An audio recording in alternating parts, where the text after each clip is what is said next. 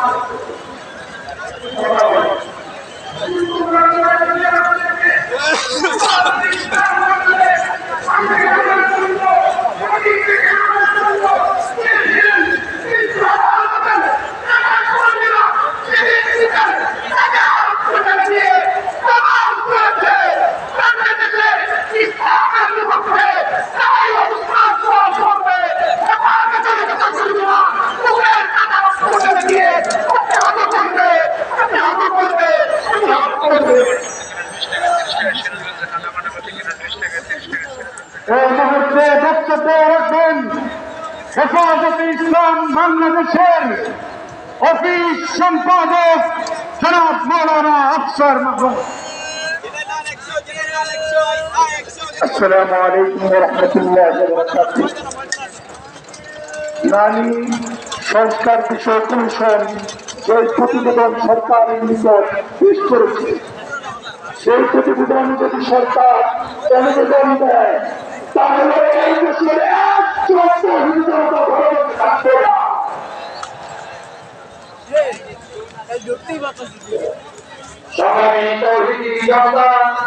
এই পর্যায়ে বক্তব্য রাখবেন হযরত মাওলানা আব্দুল কুদ্দুস কাসেমি। হযরত মাওলানা আব্দুল কুদ্দুস কাসেমি।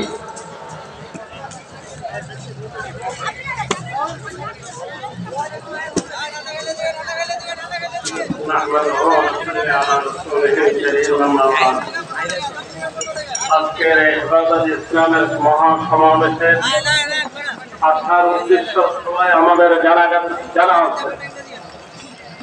এই দেশে শতকরা ৯২% মুসলমানের দেশে নারী সংস্কারের নামে যে সমস্ত প্রস্তাবনাগুলো এসেছে এইগুলা সবগুলাই হলো কোরআন ও সুন্নাতের।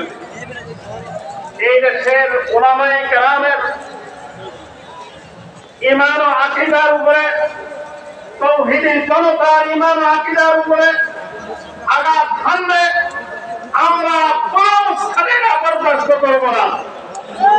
নারী নীতিমালার নামে, সংস্কারের নামে যে সমস্ত প্রস্তাবনাগুলো এখানে এসেছে এইগুলাকে সমস্তগুলাকে বাতিল করতেই হবে, করতেই হবে।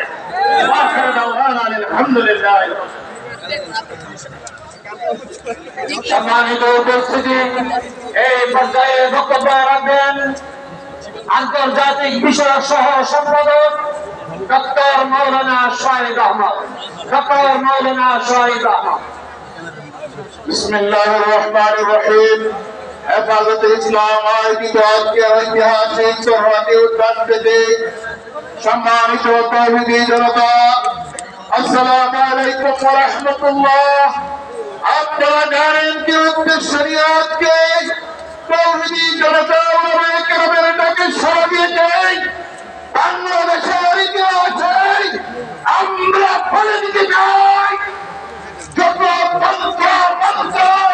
পশ্চিমাদের এজেন্ডাও বাংলাদেশে পশ্চিমকালে বাস্তবায়ন হবে না ইনশাআল্লাহ। এর জন্য বহু আগে অনেক চেষ্টা করেছে।